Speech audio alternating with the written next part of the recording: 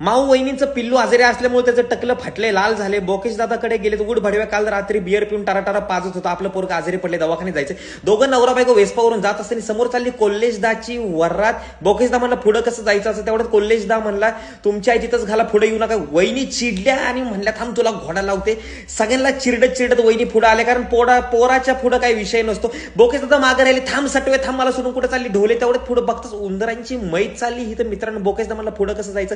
वहिनी म्हणल्या थांब मी विषय मिटवून येते. वहिनी म्हणले तुमची मैत तिकडनं आई घाला, मला माझं पोरग आजारी, मला जाऊ दे. तुडवला बिडवला, मैत बीत गेली भोसड्यात आणि वहिनी चालल्यात पुढे. तेवढ्यात पेट्रोल संपलं. वहिनींनी फुल तुडवलं बोकेश दादाला. तुला तर अक्कल नाही पेट्रोल भरायची. पळत जाऊन पंपावरती गेले आणि बेडकेश इथं पेट्रोल भरतो पण काय पैसे दिले ना. वहिनी म्हणले हात भडव्या तुझे काय पैसे देत नाही ना आला. एक बकरेश दादाकडे आलेले आहेत इलाज करायला. माझ्या पोराला काय झालं तर घोडा लावेल, पण सलाईन लावली पिल्लूला. आणि आईचं प्रेम ते आईचं प्रेम.